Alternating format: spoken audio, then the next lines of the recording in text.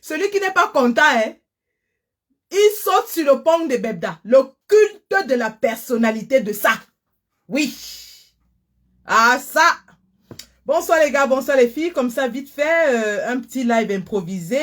Pendant que nous sommes dans les entrefaits, je vous prie de bien vouloir partager parce que ce live n'est pas annoncé, bien sûr. Vous savez ce qui se passe lorsque j'annonce les lives. Quand j'annonce les lives, il y a une série de lives qui se passe à la même heure ou au même moment. La toile étant ce qu'elle est, tout le monde peut prendre la parole. C'est de bonne guerre. Bonsoir Reine Mère Alternance, bonsoir Carlos Geda, Blessimo, je vous salue, Fantomas Tazan, merci d'être là.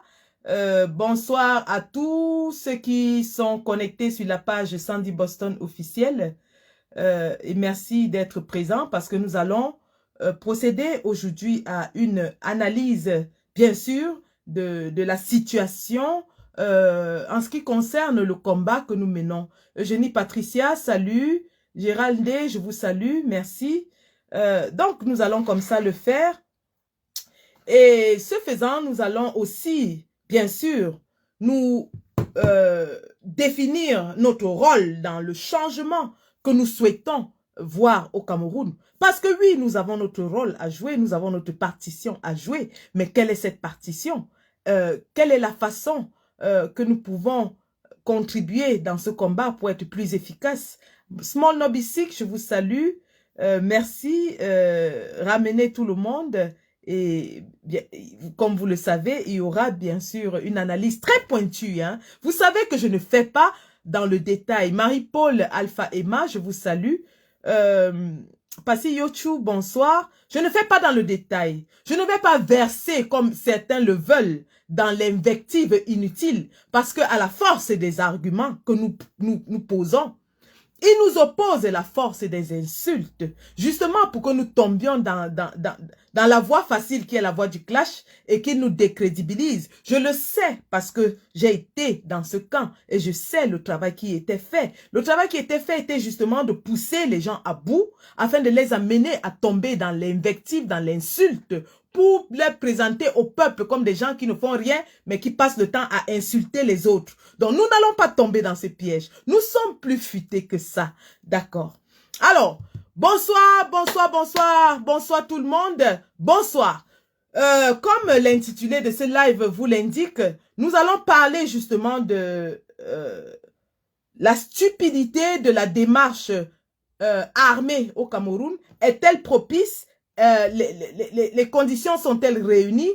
Nous allons analyser cela. Et ensuite, nous allons nous baser sur 4 axes pour analyser cette approche. Le premier axe sont les initiateurs. Le deuxième axe, les participants. Le troisième, les exécutants. Et enfin, nous allons parler, bien sûr, de la méthode. Et comme vous le savez, il y a plein d'axes, il y a plein d'éléments qui nous permettent justement de démontrer l'imposture de cette démarche. Hein. Donc, très rapidement, je vais comme ça commencer. Je vous prie de ramener tout le monde. Merci d'être là. J'essaie de voir les commentaires parce que je ne les vois pas là. Alors, un instant. Je ne vois rien du tout.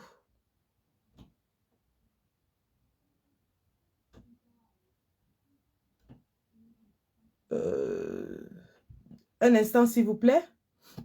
Nous allons lancer le live. Installez-vous très bien. Hein? Oh là là, oh là là, oh là là, oh là là, oh là là.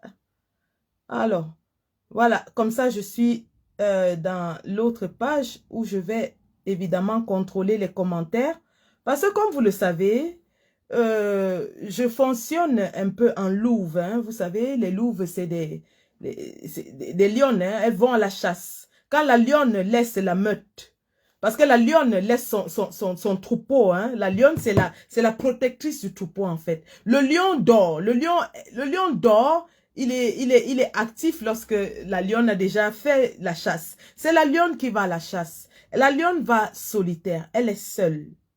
Elle va à la chasse et lorsqu'elle attrape sa proie, la troupe vient. Donc, les lionnes, en fait, elles marchent ensemble. C'est des chasseuses. Dans le monde des félins, les femelles sont des chasseuses. Donc, comme vous l'avez vu, dans la lutte aussi, les femmes, les Amazones sont celles-là qui vont au créneau, qui montent au créneau. J'en profite ici pour saluer Rachel Cotte. Bonsoir ma sœur. Bonsoir villageoise du Quad. Bonsoir Salomé Tchatchet. Ça, ce sont les lionnes qui montent au créneau. Les lions qui vont à la chasse. Bonsoir Justine Boukam, une autre lionne qui monte au créneau, qui va à la chasse. Parce que c'est ça, la femme, elle a cet instinct-là. L'instinct protecteur, mais aussi l'instinct de provision pour sa famille.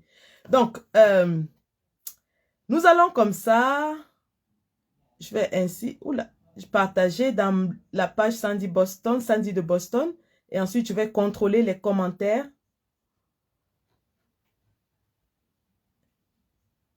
Voilà. Merci.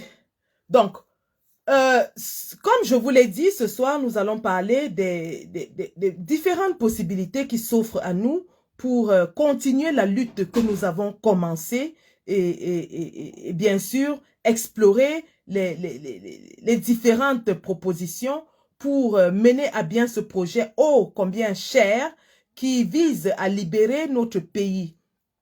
Donc, bonsoir Marcelo de Stuttgart. Bien sûr, nous sommes avec le t-shirt « Où sont les 32 PV ?» parce que si nous sommes debout, si nous sommes sortis et si nous sommes restés debout, en tout cas, je parle pour moi, je ne parle pas pour ceux qui prétendent avoir créé le professeur Kamto et l'avoir formé, avoir fait sa campagne. Je parle pour moi, en ce qui me concerne, je suis sortie parce que j'ai vu le vol des 32 PV. Et ce vol des 32 PV est mon leitmotiv jusqu'à la chute du dictateur. Et je pense qu'il est le leitmotiv de beaucoup de combattants. Beaucoup de combattants restent accrochés à ce combat justement parce qu'ils ont vécu le vol éhonté des 32 PV de la victoire du président élu, son excellence le professeur Maurice Kamto. Donc, les 32 PV restent d'actualité. Bonsoir villageois Subquat. HN Production, je vous salue. Donc, vite fait comme ça, nous sommes donc sortis pour le vol des élections. Nous sommes sortis parce que nous avons vécu à Mondovision le hold-up qui a été fait sur les élections de 2018. Et lorsque nous sommes sortis derrière un leader qui est son excellence le président élu, le professeur Maurice Kamto. Sauf que le combat s'étant enlisé, évidemment. Pourquoi? Parce que le professeur Maurice Kamto n'a pas choisi la voie facile. Le professeur Maurice Kamto aurait pu choisir la voie armée lorsque les généraux sont venus déposer les armes devant lui et lui ont demandé de donner les ordres. Il aurait pu le faire, mais il a dit il ne marchera sur le sang d'aucun Camerounais pour arriver à Itoudi et il reste fidèle à sa parole. Il aurait pu choisir aussi la voie de la négociation avec le colon, c'est-à-dire aller lécher les bottes au colon et leur promettre qu'il allait leur donner tout ce qu'ils veulent. Parce que le colon, en fait, protège d'abord ses intérêts. Mais le président élu sait que le peuple camerounais est meurtri. Le deal qui a été signé avec la France est un deal de singe parce que la France profite évidemment de nos ressources. Alors, là, il y a quelqu'un qui a fait un commentaire que je vais retrouver. Voilà. Allez vous balader ailleurs. Je vous ai dit, je préfère faire mon live avec 5 personnes, mais des personnes qui sont convaincues, que d'avoir des personnes dans mon live qui ne savent pas où elles vont. Je suis désolée. Ici, c'est blocage systématique. Je contrôle tous les commentaires. J'ai ça ici, je contrôle. Venez mal, je vous casse le cou. Je suis dans ma maison. Ici, là, je casse le cou. C'est la dictature. Allez m'attendre dans vos pages pour me casser mon cou. Mais ici, c'est moi qui commande. Hoha, ça se passe comme je veux ici. Bon, voilà. Donc, comme j'étais en train de vous expliquer, en train de vous dire, le président élu aurait pu choisir la méthode la plus facile qui était de prendre les armes. Et à l'époque, en 2018, il y avait 1, la motivation, 2, le motif, 3, l'engouement. Est-ce que vous comprenez ça? En 2018, juste au lendemain des élections, tout le monde était pour qu'on prenne les armes. Il y avait la motivation, il y avait le motif, il y avait l'engouement. Et il y avait même le ralliement d'une bonne partie de l'armée. On était dans une situation assez explosive au Cameroun. Mais le président élu, et ça, c'est un petit croc en jambe comme ça que je fais à tous ceux qui disent que Kamto est un avocat, il n'est pas un politicien. Je vous rappelle que pour rétrocéder la presqu'île de Bakassi au Cameroun, le président élu a utilisé 1 de ses connaissances juridiques, 2 de ses performances diplomatiques, ce qui prouve qu'il est un politicien accompli. Donc, le président élu ayant analysé la situation en 2018, la situation était très très volatile et elle est toujours très volatile parce qu'on savait que les élections arrivant, il y avait plein de pontes des dirigeants du régime qui avaient fait rentrer les armes justement en pensant que la situation allait se dégénérer et qu'on sera dans une situation de chaos et il y aura beaucoup de milices armées et on ne saura plus qui est qui. Vous vous rappelez on attrapait tous les jours à Douala des taxis pleins d'armes. À Yaoundé, on attrapait des taxis. On trouvait les armes partout. Il y avait les armes et il y a toujours les armes planquées au Cameroun. Il y a les armes qui sont planquées par les dirigeants, les pontes du régime qui attendent que la situation pourrisse pour qu'ils installent une situation de chaos.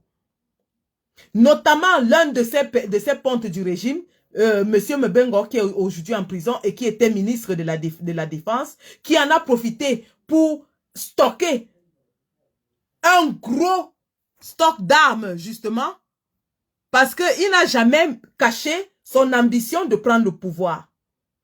Donc, ils étaient dans une situation très volatile. Le président élu était averti de cela. Raison pour laquelle, lorsque les généraux viennent vers lui et lui disent « Président, nous te reconnaissons comme notre président, donne les ordres et nous allons exécuter. » Le président Kamto dit « Je ne marcherai pas sur le sang d'un Camerounais pour arriver à Etoudi. » Et donc, voilà une des voies faciles que le président élu a refusé de prendre. La deuxième voie facile que le président élu aurait pu prendre aurait été de garantir les intérêts de la France. Si le président élu avait fait un programme qui garantissait les intérêts de la France, Biya serait parti depuis belle lurette. Ce serait une histoire ancienne. Mais le président élu a refusé de se soumettre à l'hégémonie française. Et il a dit qu'il allait renégocier les accords et privilégier les intérêts de notre peuple. Alors, lorsque le président élu se met dans cette posture, évidemment, il est clair que la France ne le soutient pas. Il est clair à partir de ce moment que la France refuse de soutenir le président Kamto. Et si la France refuse de soutenir le président Kamto, connaissant le rôle que la France joue dans les pays africains, donc, qui sont ses anciens territoires, ses colonies, on sait que la route du président Kamto sera longue, elle sera sinueuse, elle sera pleine d'embûches. Donc, le président Kamto le sait. Il le sait dès le départ. Il sait qu'il a choisi la voie la plus difficile. Il sait qu'il a choisi la voie la plus longue. Il le sait depuis le premier jour lorsqu'il dit qu'il ne va pas prendre les armes et lorsqu'il refuse de se soumettre aux accords avec la France. Et vous avez vu que jusqu'à présent, M. Macron refuse de le recevoir. L'administration française refuse de recevoir le président élu. L'administration française fait tout pour le mettre en marche. Et ça, c'est donc Ah, d'accord. Qu'elle fasse un commentaire, cette Marcel Etam, je vais bloquer. Dès que je vois ce visage hideux, je le bloque. Donc, le président élu le sait. Et nous nous lançons donc dans un plan de résistance nationale. Il lance un plan de résistance nationale qui est critiqué par ses alliés, ses anciens alliés, paix à leurs armes, notamment le Paul-Éric Kinguet de regretter mémoire, qui lui avait suggéré au président élu de prendre les ambassades, de nommer des ambassadeurs. Ce qui aurait été un acte hautement, oui, révolutionnaire, mais hautement anticonstitutionnel. Parce que là, ça aurait mis le président élu dans une situation d'illégalité. Or, on sait tous que M. Kamto, c'est un constitutionnaliste. Donc, voilà donc ses partenaires qui étaient pressés, qui voulaient arriver au pouvoir très vite, parce que lorsqu'ils rejoignent la caravane du président Kamto, ils sont convaincus qu'ils vont aller au pouvoir immédiatement. Et c'est pour ça que vous avez vu les trahisons, les désistements, parce que justement, les gens étaient gourmands, les gens étaient pressés. Et c'est la même situation que nous vivons dans le combat actuellement. Vous avez des gens qui sont gourmands, des gens qui sont pressés et qui ont déclaré à Mondovision pour lancer leur fameuse révolution armée qu'ils ne peuvent pas attendre 2025. Ils ont dit que 2025 c'est trop loin. Ils ont dit que le président Kamto est mou. Ils ont dit que le président Kamto est lent et que par conséquent, ils en prennent acte et ils vont nous présenter un leader de la révolution qui viendra nous sommes bientôt en 2022, hein, donc en 1 an ou 2 ans, effacer et libérer le Cameroun. Ils nous l'ont dit. Ils nous ont dit qu'ils sont pressés, qu'ils ne peuvent pas attendre jusqu'à 2025. Dois-je vous rappeler donc, un instant, je vous rappelle la fameuse vidéo qui nous a promis que nous allons avoir un nouveau leader qui va nous libérer. Un instant.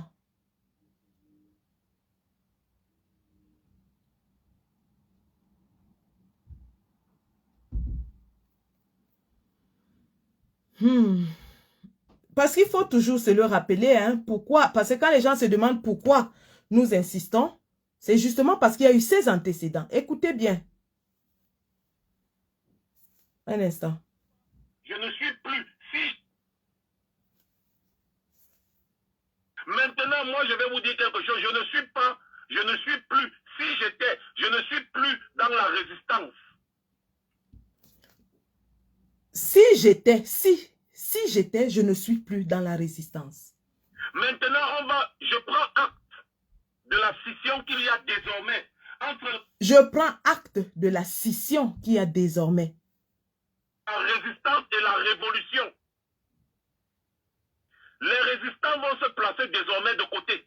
Est-ce que vous entendez ça? Les résistants que nous sommes vont se placer de côté. Les résistants, y compris le président élu Maurice Kamto, parce que c'est lui le leader des résistants. C'est lui qui a initié la résistance. Le président Kamto a initié la résistance nationale. Et nous l'avons suivi dans ce plan de résistance, où nous l'avons accompagné dans chaque action, dans chaque acte de cette résistance nationale. Donc quand le président Kamto lançait les marches, nous l'accompagnions avec des marches en diaspora. Donc nous étions et nous sommes dans la résistance nationale. Maintenant, il y a des gens qui ont estimé que la résistance a échoué, que le professeur Maurice Kamto est lent, qu'il est mou, et que eux, ils ont la clé du sésame. Et ils nous demandent de nous mettre de côté. Vous m'entendez, hein? Maintenant, moi, je vais vous dire quelque chose. Je ne suis plus, je ne suis plus dans la résistance. Maintenant, je prends acte oui, papa. de la scission qu'il y a désormais entre la résistance et la révolution. La scission, là, hein, c'est eux qui créent la scission. Parce que nous, jusqu'ici, nous étions tous ensemble et on se battait. Mais c'est eux qui se lèvent un jour et ils déclarent qu'il y a une scission entre la résistance et la révolution. Donc, quand les gens viennent nous dire ici que nous divisons le combat, voilà les gens qui ont déclaré à Mondovision que nous ne sommes plus ensemble, que eux, ils sont déjà dans la révolution et nous, on reste dans la résistance avec notre Maurice Kamto, le leader de la résistance. C'est eux qui ont déclaré, hein, c'est pas moi. Voilà les déclarations qui ont été faites. Ils nous ont dit que nous, on doit s'asseoir et les regarder faire. Parce que nous, on a échoué. Kamto est mou, Kamto est lent. Ils ne peuvent plus attendre 2025. Ils sont pressés comme la diarrhée. Et ils ont donc déclaré qu'on se met de côté, on les laisse la voie libre, ils vont nous libérer. Nous, on ne veut que ça, hein. On attend toujours le leader. Maintenant, moi, je vais vous dire quelque chose. Je ne suis plus, je ne suis plus dans la résistance. Maintenant, je prends acte de la scission qu'il y a désormais entre la résistance et la révolution. Est-ce que vous vous vous rendez compte du toupet de ces gens qui, c'est-à-dire, ils se mettent au même pied d'égalité que le président élu Maurice Kamto. Donc, ils décrètent, eux, que Maurice Kamto et nous, on se met de côté. Donc, ils estiment que ils sont qualifiés, aptes, équipés pour diriger la destinée du peuple camerounais. Est-ce que vous entendez ça? Ils estiment qu'ils sont aptes, équipés pour diriger la destinée du peuple camerounais. Ils décrètent que Kamto et ses résistants se mettent de côté et eux, ils vont nous amener à la libération. Maintenant, moi, je vais vous dire quelque chose. Je ne suis plus, je ne suis plus dans la résistance. Maintenant, je prends acte de la scission qu'il y a désormais entre la résistance et la révolution. Les résistants vont se placer désormais de côté. C'est-à-dire, vous allez attendre la résistance, vous allez attendre changement et tout ça dans la paix et tout, c'est bien. Vous savez que ça, c'est un point sur lequel je n'ai jamais été d'accord. Ce n'est pas aujourd'hui que je le dis. Changement dans la paix, résistance pacifique, tout. Détestez-moi, je n'en ai rien à foutre. Vous allez vous mettre sur votre couloir tranquillement, vous attendez. Nous allons vous présenter un leader de la révolution. Je répète encore, nous allons vous présenter un leader de la révolution.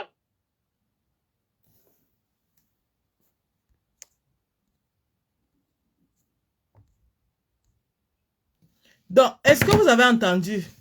Donc, ces personnes ont donc estimé, et c'est de bonne guerre, hein, chacun est libre d'avoir sa méthode, d'avoir son credo, mais ils ont déclaré comme ça que le président Kamto était incompétent, il avait échoué et que la résistance n'aboutissait à rien et qu'elle était lente. Et que maintenant, eux, ils allaient... que nous, on devait se mettre de côté avec Kamto et notre résistance, changement dans la paix et autres. Oui, Kamto et le changement dans la paix et la résistance devaient se mettre de côté. Et eux, ils allaient donc nous présenter un leader de la révolution. Donc, c'est ainsi qu'on se retrouve dans cette situation où 3-4 personnes dans la résistance décident que Kamto a échoué et que eux, ils ont la clé du sésame. Donc, nous allons maintenant analyser la pertinence de cette révolution armée que ces gens prônent. Révolution armée, vous avez vu les flyers qui ont circulé avec des personnes en tenue militaire, avec les armes, le feu, ainsi de suite. Donc ces gens prônent le chaos au pays, au Cameroun. Ils prônent la tuerie, le bain de sang. Ils pensent que puisque le peuple camerounais ne peut pas se lever ou alors est amorphe, il faut les tuer pour qu'ils se lèvent. Ces gens ont dit dans des lives multipliés, je me rappelle une dame qui fait des lives le matin qui avait dit que Kamto était revenu de Paris et de la diaspora. Il est arrivé au Cameroun, des millions de Camerounais sont sortis pour l'accueillir et il leur a dit rentrez chez vous, je vais vous faire signe. Et qu'ils attendent toujours le signal de Kamto. Les Camerounais sont rentrés s'asseoir et ils attendent le signal de Kamto. Vous savez, la stratégie que ces gens ont utilisée, c'était justement de faire sortir leurs sentinelles pour préparer le terrain à leur grande annonce de la révolution armée. Et donc, pour préparer le terrain, vous avez entendu des discours assez extrémistes où une tribu était traitée de sale, de crasseuse, des discours où on a présenté le président élu comme un échec. On lui a demandé de présenter le bilan de ses 3 ans de combat. On lui a dit qu'il ne s'occupe plus de Mamadou Mota. On lui a dit qu'il ne s'occupe plus de Bibou Nissak. Et on lui a dit que finalement, son plan de résistance et de paix, dans le changement dans la paix, n'était qu'un leurre. Et qu'il sait que le changement dans la paix est impossible. Par conséquent, eux, ils vont faire le changement par les armes. Comme les Camerounais ne veulent pas se lever et qu'ils sont amorphes, il faut les tuer tous pour qu'ils se lèvent. Voilà donc l'énoncé de cette fameuse révolution armée. Nous allons analyser. Lorsque la révolution armée est décrétée, et elle est décrétée dans les réseaux sociaux comme vous l'avez vu. Nous analysons les choses et nous nous demandons justement avant de faire nos sorties, quelle est la pertinence, quel est le sérieux, quelle est l'importance qu'on peut donner à ça. Est-ce qu'on peut laisser les Camerounais croire qu'il y a des gens qui sont en train de s'organiser pour mener la guerre et que ça va les libérer? Est-ce que c'est bien pour le peuple camerounais? Donc, je commence ainsi par l'analyse de la situation, des faits. Et lorsque nous analysons, nous prenons 3 axes. Qui initie le projet? Parce que pour savoir si un projet est sérieux, il faut regarder les initiateurs, voir leur fait d'armes, voir quelle importance on peut donner aux propos qu'ils sont en train de sortir. Donc, il y a les initiateurs et nous allons commencer par eux. Ensuite, il y aura les contribuants, ceux qui vont contribuer dans ce projet, c'est-à-dire les gens qui croient à ce discours et qui l'achètent et qui travaillent activement, qui contribuent pour que ce projet réussisse, c'est-à-dire la guerre armée au Cameroun, le bain de sang. Ensuite, nous allons parler des exécutants, parce que lorsqu'on lance un projet, il faut qu'il y ait des gens pour exécuter ce projet. Et enfin, nous allons parler de la méthode. Donc, voilà. Je commence ainsi par les initiateurs.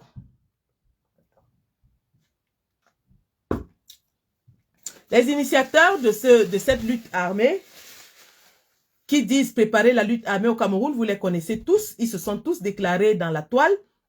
Bien qu'il y ait encore des soutiens cachés dans l'ombre, que nous avons tous identifiés et que nous attendons vivement, parce que un homme courageux, c'est aussi un homme qui porte ses idées. Un homme, vous ne pouvez pas dire aux Camerounais de prendre les armes pour aller libérer le pays, alors que vous-même, vous êtes incapable de porter vos idées sur la place publique. Et il y a des personnes cachées que nous avons identifiées qui pistonnent le projet, mais qui sont dans l'ombre. Nous attendons vivement leur sortie, justement, pour mettre de l'eau au moulin des révolutionnaires armés. Et on sait qui c'est. Vivement, nous attendons la sortie de ces soi-disant révolutionnaires armés. Il y en a qui sont... Bon, je ne reviendrai pas là-dessus, mais nous les attendons en tout cas. Nous les attendons de pied ferme. Bref, nous avons dans les initiateurs qui sont ce groupe de combattants, 3-4 combattants que vous avez vus, et qui crient à tue-tête que le Cameroun ne sera jamais libéré dans la paix et qu'il faut tout casser, tout brûler, tuer tout le monde. Qui sont-ils? Voilà donc un groupe de combattants qui a régné dans le combat, qui sont des combattants qui ont accompli des actions très, très courageuses. Nous le leur concédons. Mais, cependant, pour mener un projet aussi sérieux, aussi solennel qu'une révolution armée, il en faut un peu plus. Quel est le background de ces gens? Est-ce qu'ils ont le background pour porter un projet pareil? Aucun d'entre eux, pour commencer, n'a un emploi stable, ce qui est déjà une garantie, un gage de sérieux même dans ce qu'on fait. Parce que pour être sérieux devant les gens, il faut avoir dans la vie sociale un emploi stable. C'est le minimum requis pour tout le monde. D'ailleurs, qui n'ont même pas d'emploi. Ça, il faut le dire. Sur les 4 mousquetaires, il y en a une qui fait un emploi où il est permis de faire 2-3 heures de live tous les jours au travail. Ce qui est quand même assez questionnable en Europe, hein, lorsqu'on sait que en Europe, chez nous, surtout dans les systèmes anglo-saxons, quand tu arrives, tu signes, quand tu termines, tu signes, ta pause est chronométrée.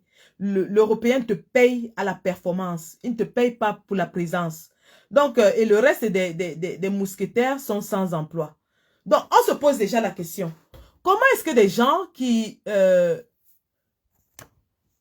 gens qui n'arrivent même pas à avoir un emploi, c'est-à-dire montrer aux Camerounais qu'ils fournissent des efforts au quotidien pour subvenir à leurs besoins. Des gens qui ne fournissent aucun effort dans la vie pour subvenir à leurs besoins, se mettent devant et disent aux Camerounais d'abandonner leur pain quotidien, leur gagne-pain, pour aller porter les armes et tuer d'autres Camerounais. Quelqu'un qui ne sait pas comment se réveille à 4h, 5h du matin pour aller au travail, dit à quelqu'un qui se réveille à 4h tous les jours de laisser son gagne-pain pour porter les armes et aller tuer d'autres Camerounais. De deux maintenant, ces individus ont des faits d'armes dans le combat qui amènent quand même à se poser des questions.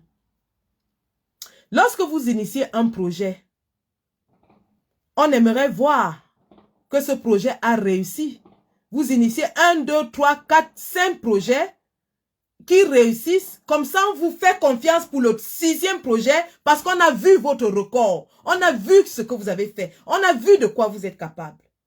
Lorsqu'il s'agit du combat, ces personnes ont initié les villes mortes. Qu'est-ce qu'il est advenu des villes mortes? Projet échoué, tombé dans l'eau. Avec à la solde 2 combattants en prison à Neubel depuis 2 ans. L'argent qui a été cotisé pour ces villes mortes, nul ne sait où il est parti. Et un combattant qui fait toujours des lives dans une voiture nous dit que c'est du bluff, qu'en fait, ils font ça pour bluffer. Donc, voilà un exemple de projet publié dans la toile, promu, encouragé par tous, qui n'a jamais rien produit et dont on ne sait pas où les finances sont passées et avec à la solde 2 combattants au Niouf.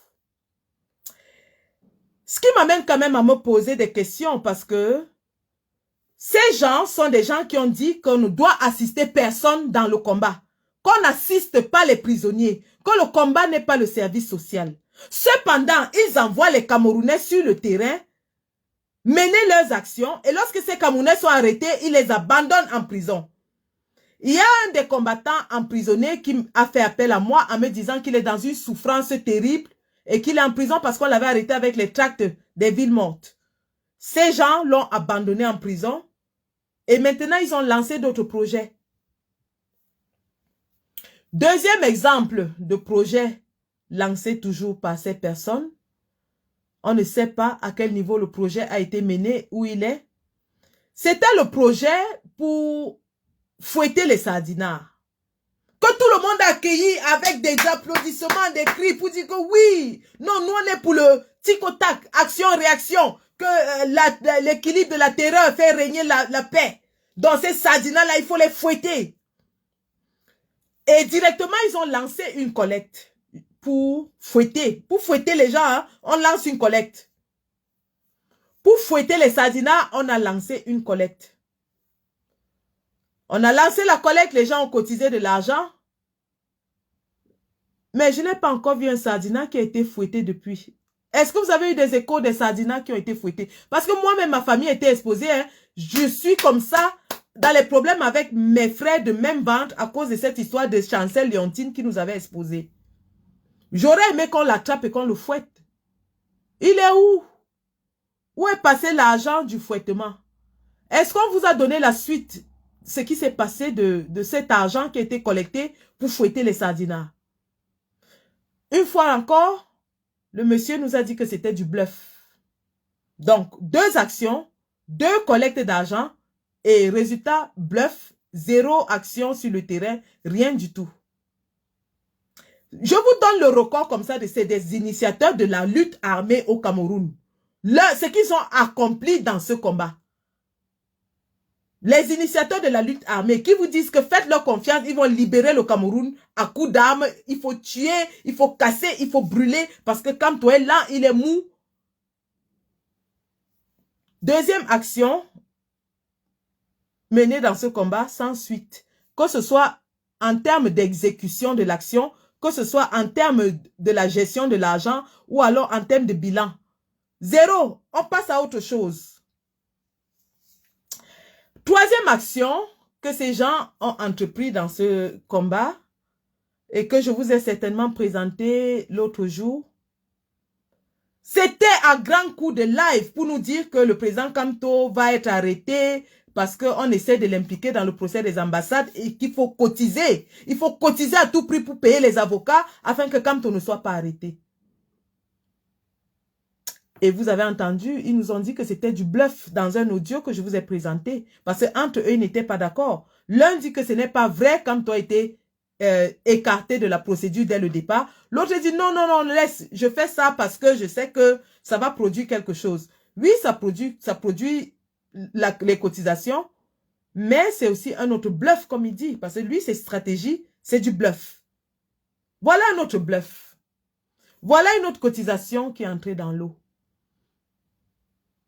Le général Wanto, dans cette affaire, a été écarté parce que lui, il compte pour du beurre. Donc, l'argent cotisé, il n'avait pas droit, son avocat n'avait pas droit. On passe. Alors, lorsque nous questionnons la démarche entreprise par ces gens, ils nous disent que même si c'était du bluff, est-ce que c'est à nous de venir dénoncer? Donc, ils envisagent ou alors ils acceptent la possibilité que ce soit un bluff. Et d'ailleurs, que c'est même un bluff. Parce que lorsqu'on examine toutes les possibilités, ces gens n'ont pas les moyens de ce qu'ils disent. Ils n'en ont pas. Parce qu'ils ne représentent rien, parce qu'ils n'ont pas de moyens financiers, stratégiques, militaires et humains. Parce que pour mener une révolution, mais il faut de tout ça. La preuve, on a vu des flyers qu'on a mis dans la toile pour recruter les fameux révolutionnaires armés. On va revenir sur ça lorsqu'on va parler de la méthode. D'accord? On va parler de ça lorsqu'on revient sur la méthode. Donc, voilà des exemples concrets d'actions dans le combat que ces gens ont mené. Alors, je vous ai dit, vous n'êtes pas obligé d'être ici. Hein. Si vous n'aimez pas, vous partez ailleurs. Moi, je ne vais pas dans les pages des gens, donc je ne vous invite pas dans ma page. Si vous venez dans ma page, c'est pour faire des commentaires positifs. Si vous ne faites pas des commentaires positifs, je vous casse le cou. Aussi simple que ça. Donc, ces gens entreprennent donc une démarche qu'ils savent impossible. D'ailleurs, ils disent que c'est un bluff. Alors, si ces gens entreprennent une démarche qui est impossible, ils savent que c'est un bluff. Quelle est la raison pour laquelle ils entreprennent cette démarche? Surtout lorsqu'on sait que pour lancer leur démarche, ils décrédibilisent le président Kamto en disant qu'il est lent, il est mou, il a échoué. Avait-il besoin de taper sur le président Kamto, de taper sur le MRC afin de lancer leur mouvement? Quel est le but recherché lorsque pour lancer un mouvement, on veut tuer ce qui existe déjà initié par le président Kamto? Voilà des questions qui valent la peine de se pencher dessus. Sortons de l'émotion de « wow, vous avez dit non, non, non, non, non ». Allons doucement et posons-nous les bonnes questions. Parce que pour lancer, lorsque Collins Nana lance les états généraux de la résistance, il n'a pas besoin de venir dire que la base a échoué. Même s'il sait que la base a échoué. Parce qu'il sait que la base a échoué ou pas, tant que la base est là, elle peut mener les actions dans la même direction que lui. Il n'a pas besoin de ça. Lorsque nous lançons l'initiative United for Cameroon, ce n'est pas parce que nous estimons que le combat a échoué. Nous estimons juste qu'il faut faire autre chose. Mais ces gens sont venus pour présenter leur mouvement ou alors leur idée. Ils ont tenu à tout prix à démontrer au peuple que le changement dans la paix est impossible, que Maurice Kamto a échoué, qu'il est lent, qu'il est mou. Et ils nous ont dit, tel que vous avez entendu, que nous devons nous mettre de côté et les laisser. Vous avez entendu ça? Ça, ce n'est pas le langage des personnes qui pensent qu'ils peuvent travailler dans leur couloir et en conjonction avec la résistance pacifique. Ils estiment que nous ne servons à rien, nous avons échoué et nous devons nous mettre de côté. Vous avez entendu ça? C'est pas moi qui l'ai dit. Et ça, c'était l'introduction de leur mouvement armé. Ils auraient pu dire que oui, la résistance armée continue de faire son travail, mais nous estimons que il faut autre chose et nous apportons cette autre chose. Mais non, ils ne l'ont pas fait. Ils ont introduit en disant que nous avions échoué, nous devons nous mettre de côté et qu'on doit les regarder faire. Alors, lorsque nous réagissons, c'est de bonne guerre. C'est de bonne guerre parce que nous ne pouvons pas laisser 4 individus jeter à la poubelle les efforts fournis par des millions de Camerounais pendant 3 ans dans le cadre de la résistance pacifique de Maurice Kamto. Quand je parle de millions de Camerounais, je parle des Camerounais sur le terrain au 237 qui sont sortis lors de toutes les marches pacifiques, qui ont fait la prison, toutes ces mamans qui préparent à manger à ces prisonniers, tous les gens qui continuent d'apporter de l'aide, notamment en donnant de l'eau aux prisonniers, en les aidant à se soigner, ainsi de suite. Donc ces gens-là estiment que tout ce monde-là ne sert à rien et qu'ils doivent se mettre de côté. Je parle aussi des millions de Camerounais dans la diaspora qui se sont mobilisés pour les marches, qui se sont mobilisés pour les actions. Vous aviez vu lorsqu'on partait à Genève, combien d'argent les Camerounais ont contribué pour que nous allions chasser le dictateur. Et ces gens disent aujourd'hui que tout ça a échoué, ça ne sert à rien. Est-ce que vous comprenez un peu l'impertinence de cette démarche-là, qui constitue à décrédibiliser tout ce que tout le monde a fait jusqu'aujourd'hui pour dire que la solution armée est la seule qui prévale. C'est la seule qui puisse libérer le Cameroun. Je vous ai donné un petit background comme ça dans les faits d'armes de ces gens pour démontrer qu'ils ont initié plusieurs choses dans ce combat qui n'ont pas marché, dont ils n'ont jamais fait le bilan, ils ne vous ont jamais rendu compte et que les finances inhérentes à ces actions ont disparu. À leur actif, plusieurs collectes d'argent disparues dans le combat. Donc, personne ne connaît la destination. Ça, c'est des faits avérés. Et celui qui dit le contraire me prouve le contraire. Parce que j'ai posé là des exemples concrets de cotisations qui ont été faites pour des actions précises et qui ont disparu dans le combat. Qui ont disparu.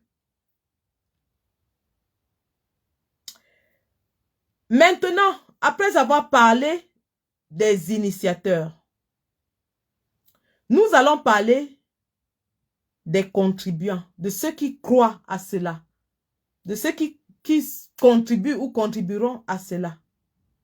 Au passage, je rappelle que ces gens avaient aussi lancé l'opération Brûler, qui est une autre action dans le combat qu'ils avaient initié. Ils sont sortis, ils ont dit qu'ils vont brûler le Cameroun. Et des gens ont cru à ce projet et ont contribué. À ce jour, même la roue du cerceau n'a pas encore brûlé au Cameroun. Rappelons même que les Camerounais eux-mêmes, lorsqu'ils sont en colère, brûlent. Vous avez vu Fumban, vous avez vu Bafan, vous avez vu Kumba et Bouya. Lorsque les Camerounais sont en colère, ils brûlent. Ils n'ont pas besoin d'attendre un ordre venant de la diaspora avec un litchi cotisé pour brûler. La Sonara avait brûlé. La Sonara avait brûlé. Donc, on peut brûler, si c'est une action qui peut mettre à mal le gouvernement, tant mieux. Moi, je crois que c'est des actes de colère du peuple. On ne peut pas s'asseoir et payer la colère. On n'achète pas la colère. C'est-à-dire que vous êtes assis chez vous, vous buvez votre vin, quelqu'un vous dit que je te donne 100 € pour que tu sois en colère et aille brûler quelque chose. Non. C'est lorsque tu ressens de la colère sur toi, pour une raison ou pour une autre, que tu te lèves et tu t'en vas brûler. Et c'est ça qu'on dit. On dit que le peuple doit mener ses actions. Et la démarche du président élu repose donc sur l'action du peuple. Quelle que soit l'action du peuple, elle repose sur l'action du peuple parce que le peuple est souverain. C'est le peuple qui prendra son destin en main. Donc lorsque ces gens veulent caricaturer la résistance pacifique, le changement dans la paix, parce qu'ils veulent faire croire aux gens que changement dans la paix veut dire asseyez-vous et ne faites rien. Je répète, pour prospérer leur idée, ces gens nous disent que le président Kamto et le changement dans la paix veut dire que vous ne faites rien, vous vous asseyez. C'est d'ailleurs pour ça que l'individu dans la voiture nous a dit que nous devons nous asseoir et les regarder parce que nous avons choisi le changement dans la paix. Or, c'est un mensonge, c'est une caricature. Le changement dans la paix, vous l'avez vu encore dans la dernière communication du président, où il disait que si des élections sont volées ou si un tour de passe-passe est fait, alors il se tiendra aux côtés du peuple. Il se tiendra aux côtés du peuple, ça veut dire que, quelle que soit l'action que le peuple va prendre, il va se tenir aux côtés du peuple. C'est ce qu'il a dit. Et il est républicain. Il est constitutionnaliste. Il le sait. Donc, lorsqu'on a intégré ça, que la révolte populaire, c'est une forme de résistance pacifique et même de changement dans la paix, parce que ça s'est passé partout ailleurs, le changement par les armes, c'est donc l'option que ces gens veulent nous vendre. Et ils l'ont dit, ils vous l'ont prouvé à travers les multiples flyers qu'ils ont fait circuler. Les flyers montrant des personnes en armes, avec des tenues militaires, avec le feu partout. Donc, ils veulent nous dire que leur changement se fera par les armes, pour brûler le pays et tuer les Camerounais. Donc, ce sera un bain de sang, ce sera le chaos généralisé, ce sera la désolation généralisée et ils vont payer des Camerounais pour aller tuer d'autres Camerounais. C'est de ça qu'il s'agit. Ils disent qu'ils vont payer des Camerounais parce que vous avez vu, ils ont dit, ils donnent 100 000 francs aux gens qui recrutent. Donc, ils payent 100 000 francs aux Camerounais pour aller tuer d'autres Camerounais. Est-ce que vous comprenez cette démarche? Donc, lorsque je reviens maintenant sur les exécutants, non, avant les exécutants, sur les contribuants, ceux qui croient à cette histoire et qui sont prêts à contribuer. Il y a deux choses que je veux mettre en relief, ou trois. Un instant. Ces gens aiment apprendre l'exemple des anglophones pour nous dire que les anglophones ont pris les armes. Ils aiment à se comparer aux anglophones pour dire que oui, ils ont pris les armes. Ce qu'ils oublient de dire, ou ce qu'ils ne veulent pas dire, c'est que les anglophones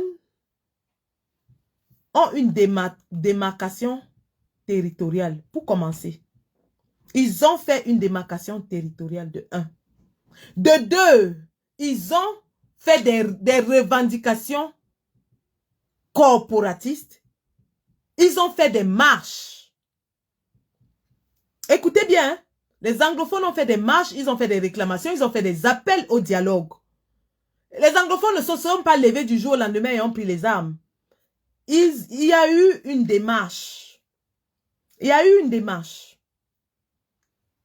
Les anglophones ont été agressés sur leur territoire. Et nous l'avons tous vu.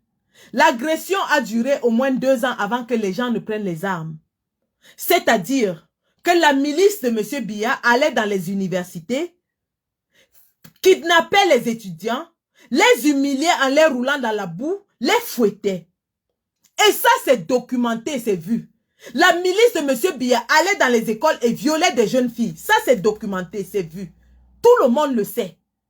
La milice de M. Biya humiliait les avocats anglophones qui réclamaient le dialogue. Il les faisait enlever leur robe et les forcer à parler en français. Ça, c'est des faits avérés. La milice de M. Biya a finalement, lorsque les anglophones leur ont opposé, une indignation collective. Ça veut dire que tout le peuple sortait pour marcher. Sous le leadership de BBC Mancho BBC. Et donc, lorsqu'ils ont vu qu'ils n'arrivent pas à faire taire ce peuple, qu'est-ce qu'ils ont fait? Pour disperser les marches et les manifestations qui se multipliaient, ils ont amené les armes. Ils ont fait entrer les chars. Ils ont commencé à tirer sur les manifestants à main nue, pacifiques. Lorsque nous comparons au côté francophone, il y a l'élément d'indignation collective qui manque au côté francophone. Parce qu'une action doit être justifiée. Lorsque les anglophones prennent les armes, ils ont toutes les raisons, toutes les justifications possibles pour prendre ces armes. Et c'est pour ça que nous continuons de soutenir leur combat. Parce qu'ils ont été violés, violentés, agressés et tués avant qu'ils ne décident de prendre les armes, Nous soutenons leur combat parce qu'ils ont été violentés, tués, agressés, humiliés avant qu'ils ne décident de se rebeller, de prendre les armes. Du côté francophone, qu'est-ce qu'on a? Nous avons plusieurs difficultés du côté francophone. La première difficulté, certainement, que nous avons, c'est le manque d'indignation collective. Vous ne pouvez pas avoir une situation où on tue un gamin, un garçon à Bafa, à bout portant, et aucune ville à côté ne se lève. Personne ne se lève de l'autre côté. Vous ne pouvez pas avoir une situation où à Bafoussam, on tue un étudiant en pharmacie et personne de l'autre côté ne se lève. Dans ces conditions, lorsqu'il n'y a pas d'indignation collective, comment est-ce que vous voulez, justifier le port des armes? Comment est-ce que vous pouvez justifier cela? Le peuple francophone souffre, mais il est encore amorphe. D'ailleurs, ces révolutionnaires le reconnaissent. Ils ont dit que les Camerounais ne peuvent pas se lever, c'est la raison pour laquelle ils prennent les armes. Sauf que vous ne pouvez pas prendre des armes contre des gens qui ne veulent pas se lever. Vous prenez les armes, ils se retournent contre vous, illico presto. Et on l'a vu lors des marches pacifiques où des gens allaient pointer les marcheurs et dire à la police que tel a marché. Voici la maison d'un marcheur. Lorsque vous avez des gens qui sont dans les bars, ils sont malheureusement, ils sont dans les bars, ils sont dans les églises, ils sont dans les auberges. Ils se contentent de leur misère. Et vous dites que vous allez prendre les armes pour les sorties des bars, pour les sorties des auberges. Mais ils se retournent contre vous immédiatement. Parce que pour le moment, ils ne sentent pas la souffrance dans leur chair. Tant qu'ils boivent, ils sont dans les bars et tout ça, leur petite vie est contente. Vous ne pouvez pas les choquer. Non, non, non, c'est impossible. Et c'est là où la résistance pacifique est en train d'abattre un travail de fourmi. Parce que pour avoir l'indignation collective, il faut un travail de fond. Il faut un travail de sensibilisation profonde. Vous pensez que les anglophones sont sortis simplement parce que non, il a fallu les sensibiliser pour qu'ils sortent tous au même moment.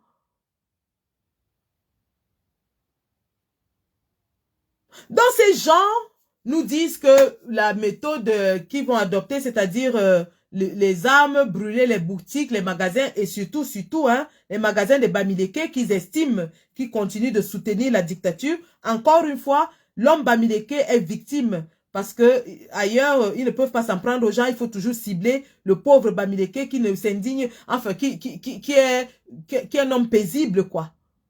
Encore une fois, il faut brûler les boutiques de Bamileke qui sont encore pointés comme les auteurs de la pérennisation de Biya au pouvoir. Assez extraordinaire. Assez extraordinaire.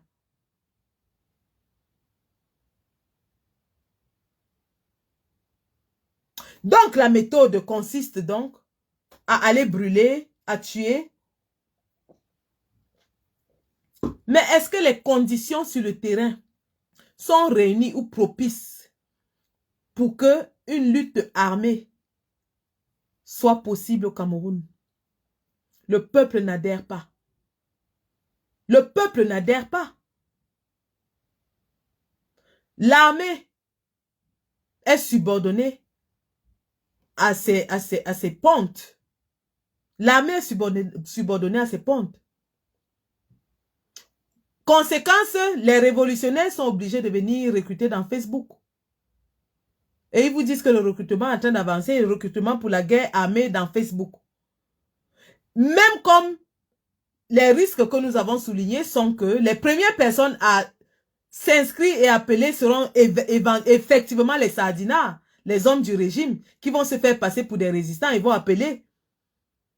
Est-ce que vous voyez la stupidité même de cette démarche-là? Le désespoir de cette démarche. Lorsqu'on sait aussi que ces gens sont activement en train de recruter dans les inbox des combattants. Ils sont activement en train, ils ont appelé plusieurs combattants qu'ils appellent à rejoindre leur mouvement. Mais ces combattants sont réticents parce qu'eux-mêmes commencent à se poser des questions.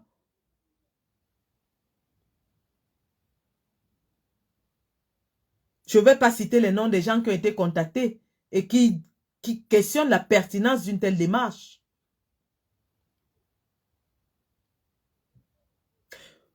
Puisqu'ils n'ont pas de troupes sur le terrain, ils recrutent dans Facebook. Le recrutement dans Facebook, qu'est-ce qui garantit que ce recrutement va aboutir à une armée sur le terrain prête à prendre les armes pour aller combattre le BI, combattre le GSO, ainsi de suite? Est-ce que ces gens-là pensent à tout cela? Nous avons parlé stratégie militaire. Ils nous ont dit, oui, on ne peut pas venir parler des stratégies ici. Il aurait même mieux été de ne même pas parler du tout de quelques révolutions armées dans Facebook parce que ça ne fait pas sérieux. Il aurait été mieux de surprendre le peuple avec des actions sur le terrain. Et c'est comme ça que ça se passe partout ailleurs. Au lieu de venir faire de grandes annonces, dire à tout le monde comment Kamto a échoué et comment vous allez prendre les armes pour libérer le Cameroun, il aurait été mieux de prendre ces armes et de nous faire découvrir que vous avez déjà pris les armes. On vous aurait applaudi. Parce qu'à l'heure actuelle, là, votre démarche, votre background n'amène personne à croire à votre mascarade. Parce que c'est une mascarade. C'est une filouterie. C'est une filouterie.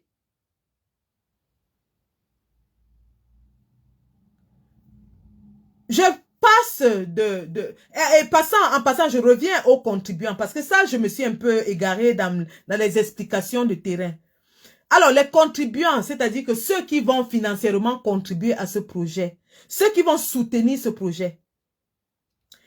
Imaginons que ces gens aient créé un compte parce qu'ils disent qu'ils veulent le faire dans le secret le plus absolu et donc ils vont créer un compte secret qui ne sera pas dans Facebook. Très bien. Bravo, c'est comme ça que ça marche normalement. C'est dans le secret, dans les comptes bancaires. Sauf que, lorsque vous créez un compte bancaire, toute contribution est tracée dans un compte bancaire. Ça veut dire que lorsque je fais un transfert dans un compte bancaire, sur le relevé du compte bancaire, il apparaît mon IBAN, mon numéro de compte, mon nom. Ça, on ne peut pas cacher son nom lorsqu'on fait un transfert bancaire ou son IBAN.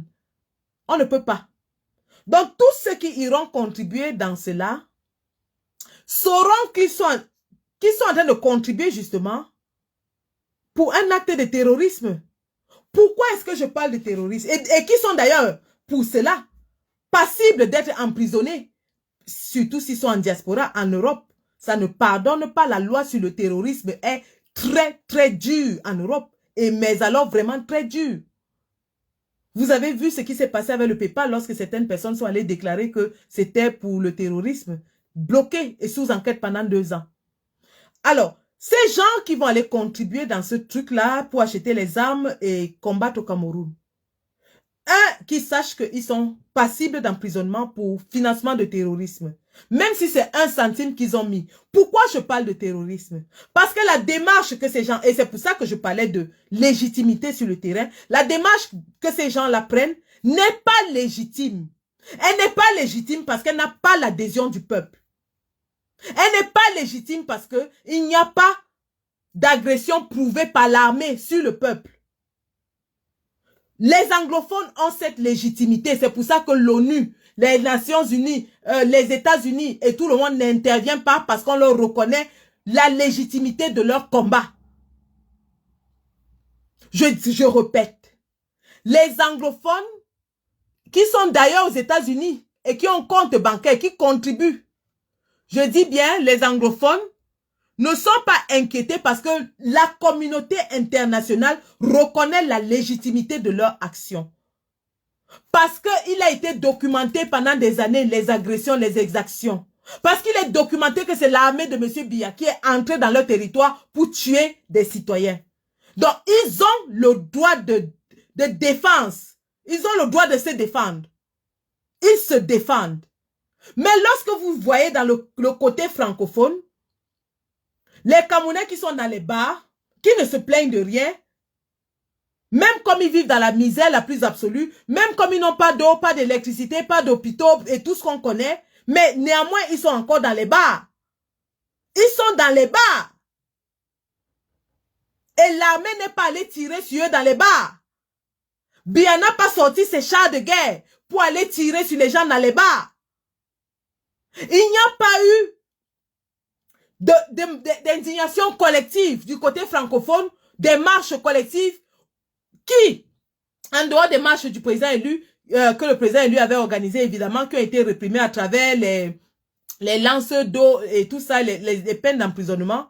Il n'y a pas eu de marche où l'armée est sortie avec les chars à tirer sur les manifestants. Parce que là, ce serait un cas palpable d'agression sur le peuple et qui justifierait une action armée. Donc, lorsque ces gens vont prendre les armes sans que le contexte ne soit approprié, ce sera effectivement un acte de terrorisme, terrorisme d'État. Et tous ceux qui contribueront à cela sont passibles d'emprisonnement pour financement du terrorisme. Qu'ils le sachent.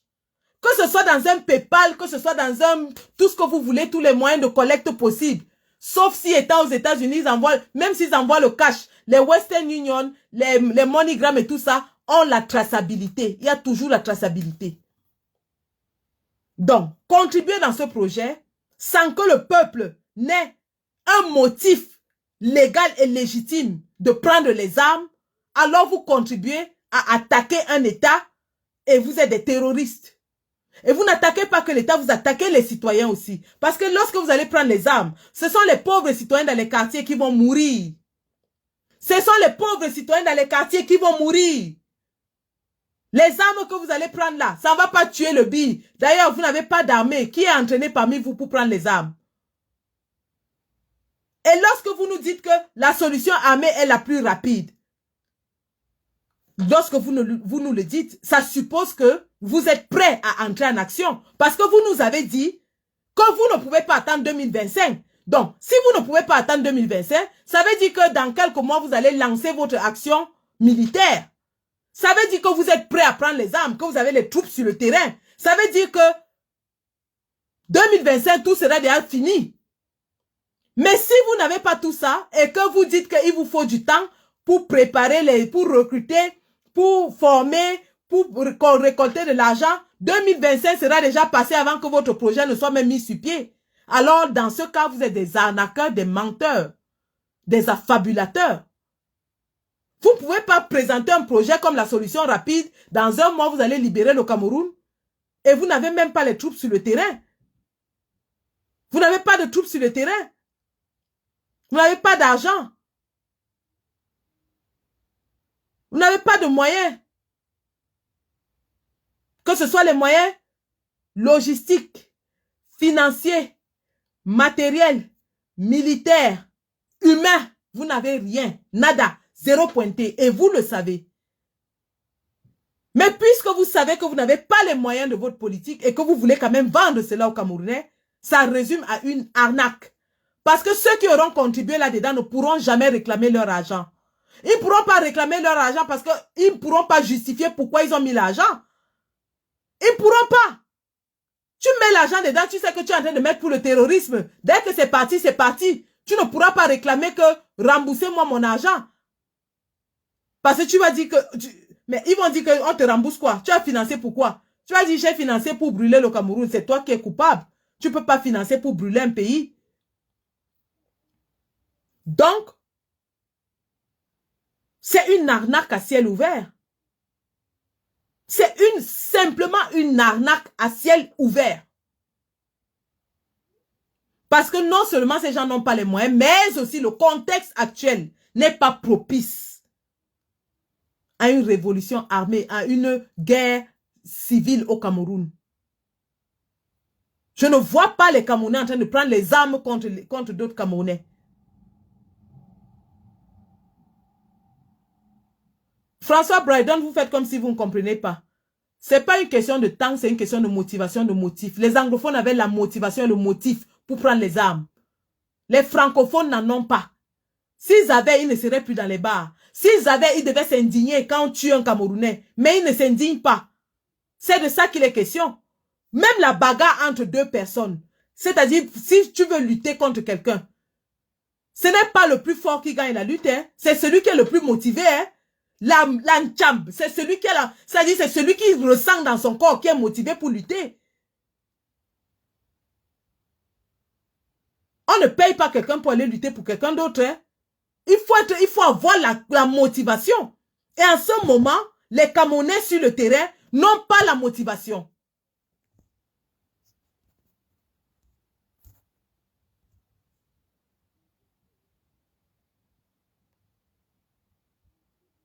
C'est de ça qu'il est question. Donc, maintenant, ayant fait part de cela,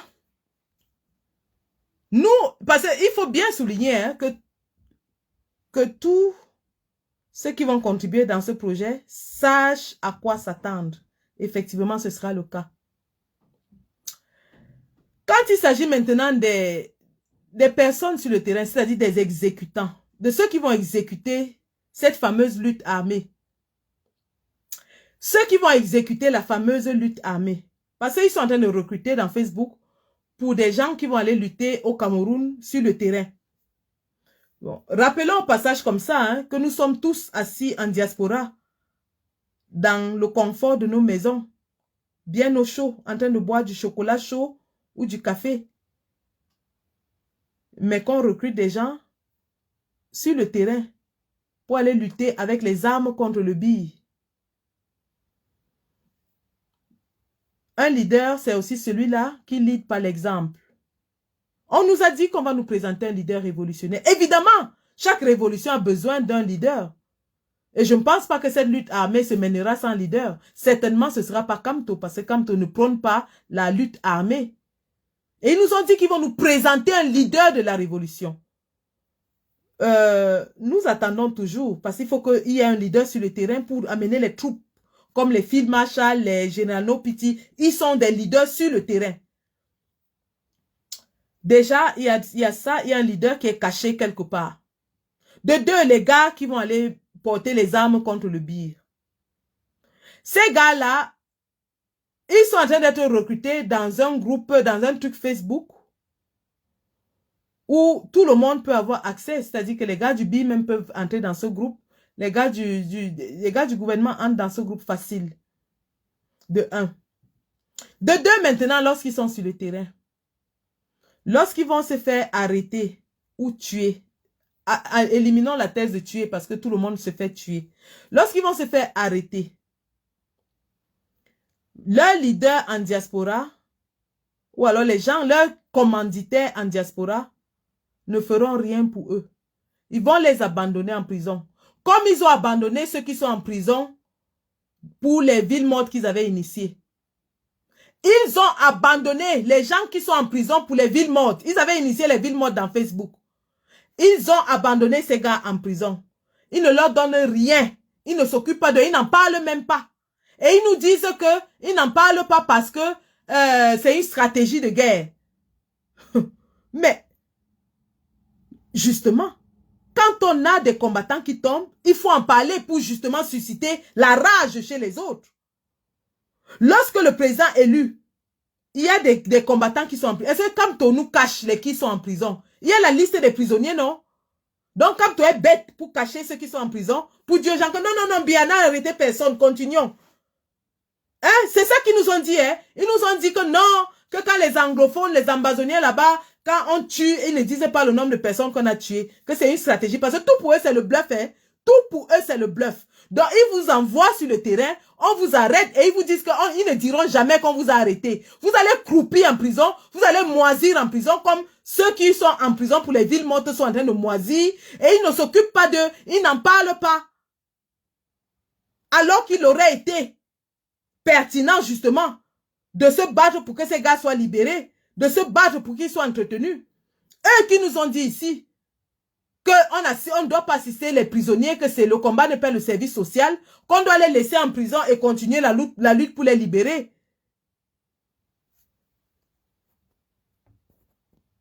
Alors, Voilà. Vous n'êtes pas obligé d'être ici. Donc, vous qui allez partir sur le terrain, porter les armes contre le BIR, à défaut d'être tué, vous serez arrêté et ces commanditaires vont vous abandonner comme les 2 gars qui croupissent en prison depuis 2 ans et dont ils n'en parlent pas. Ils vont vous laisser moisir en prison. Vous n'aurez, si vos familles ne sont pas nantis, vous n'aurez rien. D'ailleurs, j'ai les voices de ces garçons qui m'ont appelé pour me dire qu'on meurt de misère, de souffrance en prison. Aide-nous. Et les gars qui les ont envoyés sont bien au chaud et ils sont en train de préparer à envoyer d'autres personnes aller se faire arrêter. Pendant que eux, ils sont en Europe. Ils sont bien couchés dans leur salon feutré en Europe. Pour mener cette révolution armée, la logique voudrait que vous descendiez sur le terrain. Descendez sur le terrain, menez les troupes. N'envoyez pas les gens se faire arrêter et après dire que non, quand on ne doit pas parler des prisonniers. Que quand mais ces gens-là ne voient pas comment les anglophones communiquent même sur les morts de leurs généraux. C'est pas nous, hein.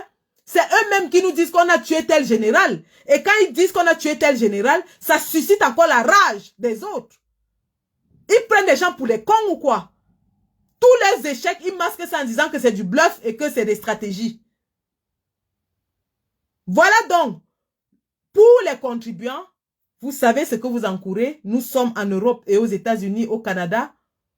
Lorsqu'il sera démontré que vous êtes dans une entreprise de terrorisme, terrorisme parce que le peuple ne vous a pas mandaté, le peuple ne vous accompagne pas, le peuple n'adhère pas à cette idéologie de guerre, alors vous allez initier une guerre contre la volonté du peuple et contre le régime.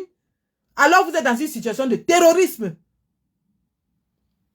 Donc, tous ceux qui vont contribuer dedans sont passibles d'emprisonnement pour financement au terrorisme.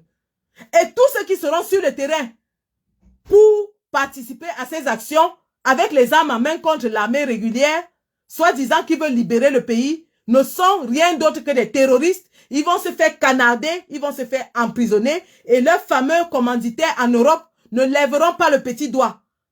Exemple concret, les gars qui sont en prison pour les villes mortes, ils sont en train de moisir. Ils sont en train de moisir en prison. Ils avaient lancé les villes mortes dans Facebook.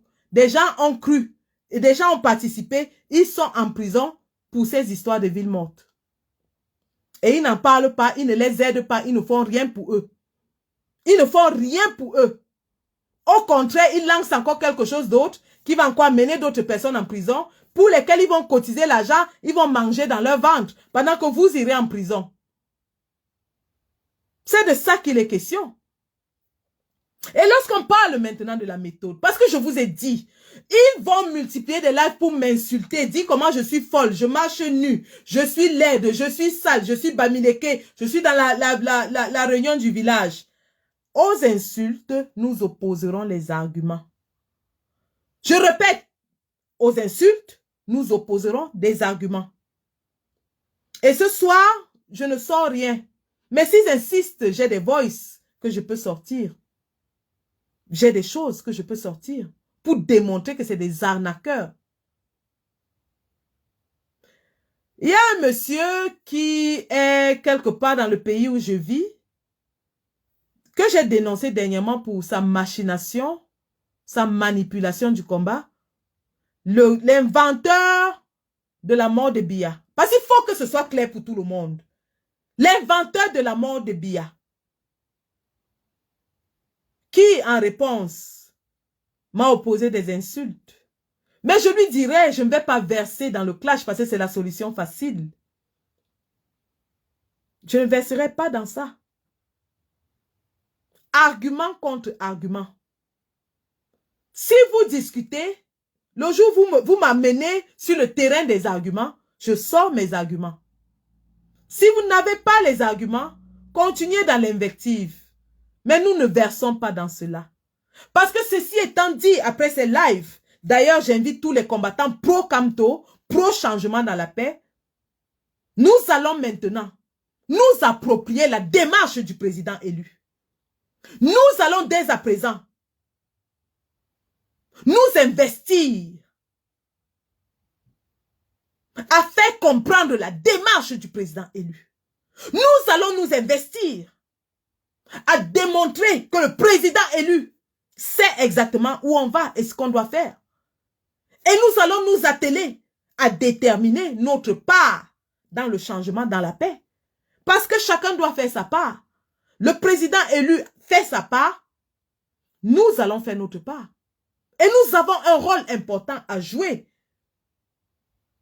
Nous avons un rôle très déterminant à jouer dans l'accomplissement du changement dans la paix au Cameroun, tel qu'il a été vu au Burkina Faso, tel qu'il a été vu dans plein d'autres pays africains où la dictature a été renversée dans la paix, sans aucun coup de feu ne soit tiré. Certainement, nous ne voulons pas jeter de l'huile sur le feu, parce que le Nozo est déjà en feu depuis 5 ans. Ça aurait été une solution facile que le Nozo serait déjà indépendant. Lorsqu'on commence une guerre, on sait comment on la commence, mais on ne sait pas comment on la termine. On ne sait pas le cours que va prendre la guerre.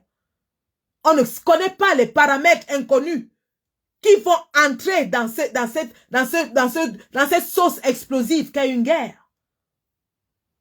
Alors le président élu, qui est certainement averti en matière de sécurité du territoire, en matière de renseignement, a dit qu'il ne versera le sang d'aucun Camerounais.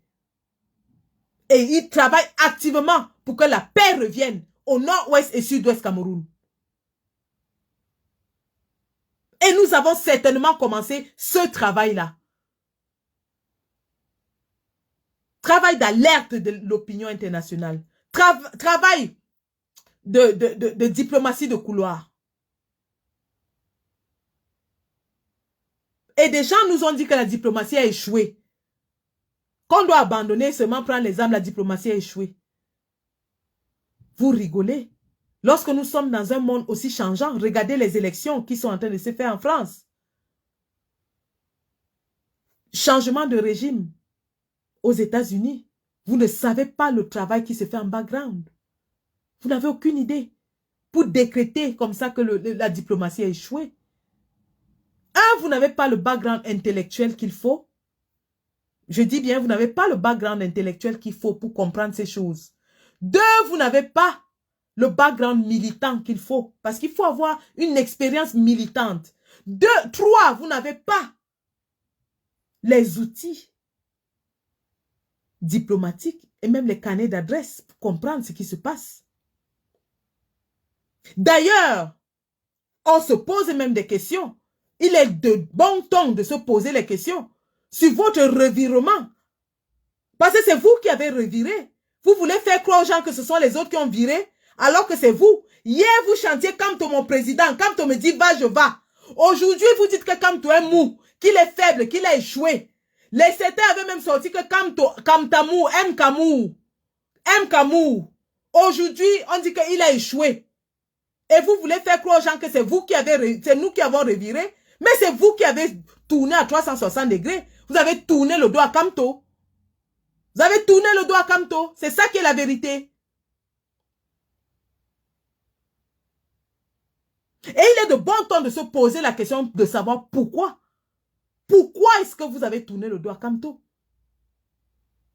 Pourquoi est-ce que vous vilipendez Kamto et le MRC? Pourquoi est-ce que vous tenez à tout prix à détruire le MRC Europe? Quand on sait que le MRC Europe est le moteur de tout le MRC. Pourquoi votre acharnement sur le MRC? Pourquoi, dans un live, il y a quelqu'un qui a dit qu'ils vont détruire le MRC? Qu'est-ce que vous bénéficiez à détruire le MRC? Autant de questions qui valent la peine d'être explorées. Vous vous êtes lancé dans une campagne de sabotage, vilipendage du MRC, matin, midi, soir, tous les jours que Dieu a créé. Il est de bon ton de se poser toutes ces questions.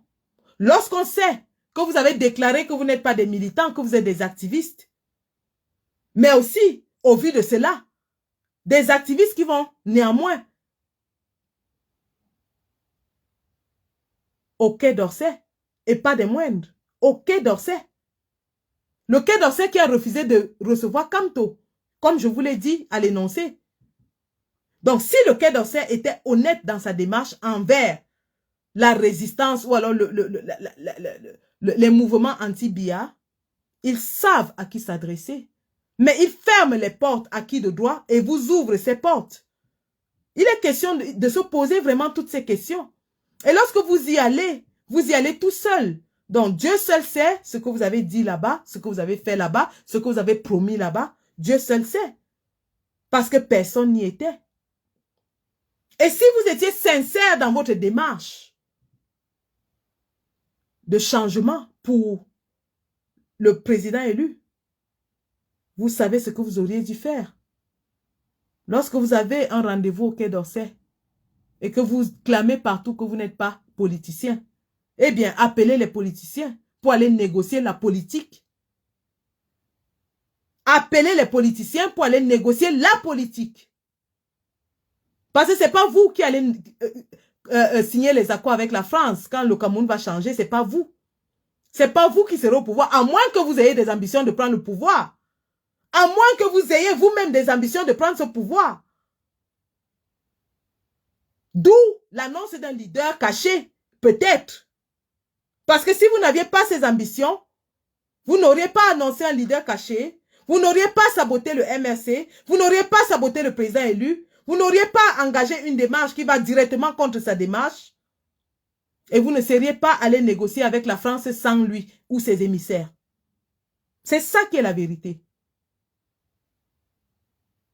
C'est ça qui est la vérité. La vérité est que vous avez des ambitions de prendre le pouvoir. Et ça a été démontré depuis le gouvernement de transition où vous aviez des postes, où vous aviez accepté de prendre des postes. Parce que dans vos têtes, vous vous dites que les vues Facebook font de vous des éminences et des personnes capables de gérer le Cameroun.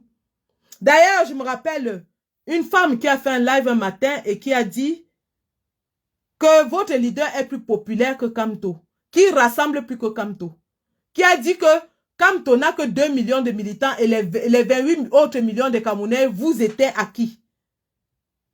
C'est ce que vous croyez, c'est ce que vous faites. Et d'ailleurs, c'est ce qui justifie votre démarche. Parce que vous avez dit Kamto a 2 millions de militants, les 28 autres millions vous sont acquis, votre leader est plus populaire que Kamto, il rassemble plus que Kamto. Simplement parce que lorsqu'il rentrait au Cameroun, vous avez payé Esama et quelques motomans pour chanter son nom, il est devenu plus populaire que Kamto. Raison pour laquelle vous allez donc négocier avec les Français sans les émissaires de Kamto. Mais vous criez tous les jours que vous êtes des activistes, mais vous n'êtes pas des politiciens. Qu'est-ce qu'un activiste va négocier avec un politicien? Question à se poser. Question à se poser. Donc, nous, j'irai rencontrer des personnalités s'il le faut, mais en compagnie des compagnons de lutte, parce que je ne porte pas, c'est pas de moi qu'il s'agit, c'est pas ma voix qu'il s'agit, il s'agit de la voix du peuple. Et cette voix est portée par tous les combattants de la résistance. Comme nous sommes allés à l'Union européenne, nous étions un groupe choisi par la résistance pour aller représenter le combat. Comme nous étions au Parlement américain, c'était un groupe de combattants qui sont allés rencontrer les parlementaires. Lorsqu'une personne prend sur elle l'initiative d'aller rencontrer les émissaires de Macron, Macron qui refuse de recevoir Kamto et qui y va tout seul, il faut bien se poser la question. Et que plus tard, ces gens vont directement à l'encontre de Kamto, nous disent que Kamto a échoué, qu'il est mou, nous disent qu'ils veulent la guerre, nous disent qu'ils sont plus populaires que Kamto n'a que 2 millions de militants et eux, ils en ont les 28 autres Camerounais leur sont acquis. Il faut bien voir. Et ils nous annoncent même d'ailleurs qu'ils ont un leader. Ils ont un leader de la révolution. Donc, voilà donc des marmailleurs, des fantassins, des rigolos qui ambitionnent de prendre le pouvoir depuis très longtemps, depuis l'époque du gouvernement de transition, où le monsieur des lives dans la voiture m'avait appelé pour me dire que Kamto est en prison, il ne sera jamais libéré et il faut qu'on forme un gouvernement de transition. Chose à laquelle j'ai fait une sortie immédiatement pour décrier.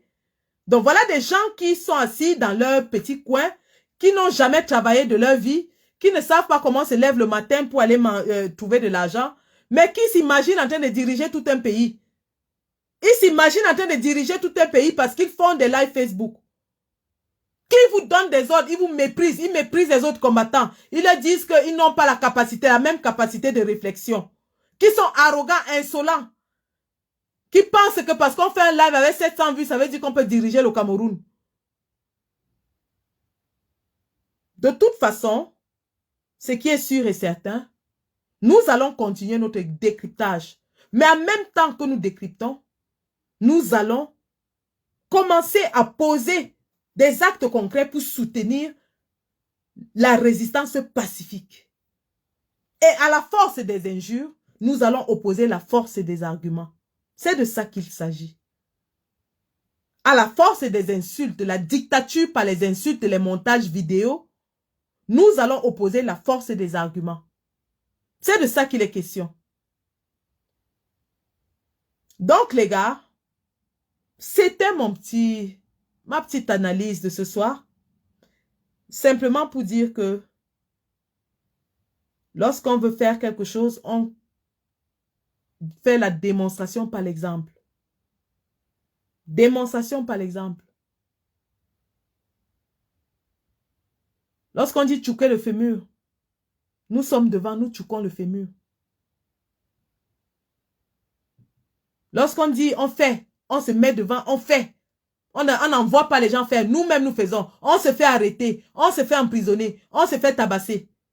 On n'envoie pas les gens le faire pour nous pendant qu'on est assis, bien au chaud dans nos petites chaumières, derrière des écrans télé, en train de zapper la télévision. Dès qu'on finit de zapper la télévision, on fait un live Facebook. Et on demande aux gens de cotiser.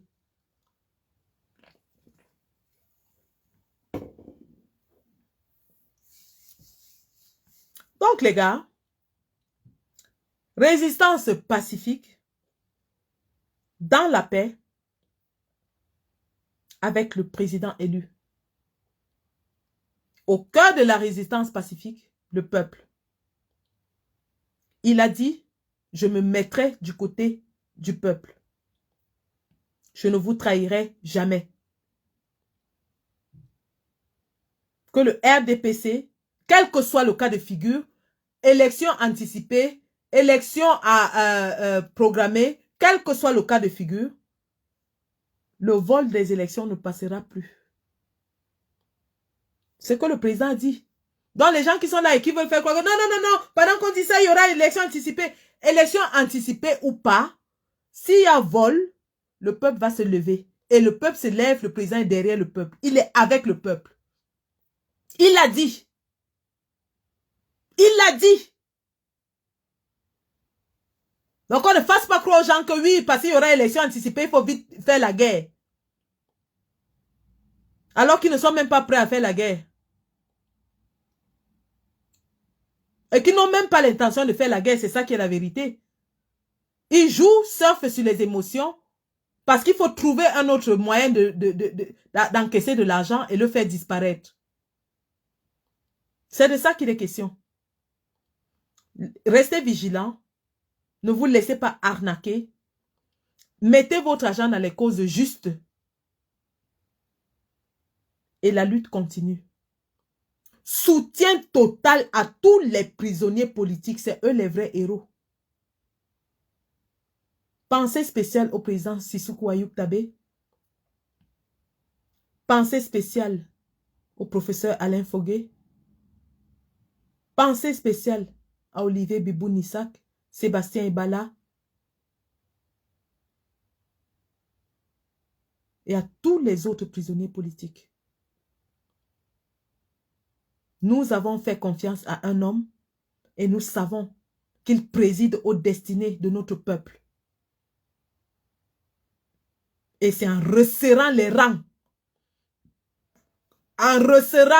derrière le président élu que nous allons y arriver tous ensemble. J'en appelle ici à toute la résistance pacifique. Resserrons les rangs. Resserrons les rangs, les gars. On ne va pas isoler notre président.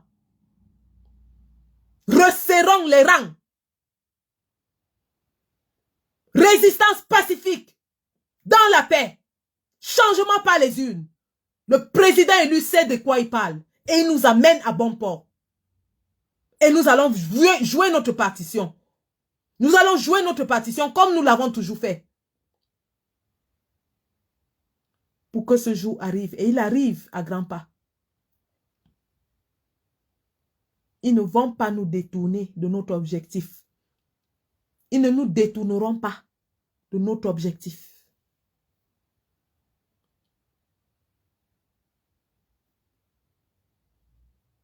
La patrie ou la mort.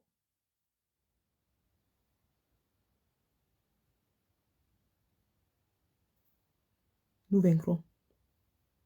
Merci.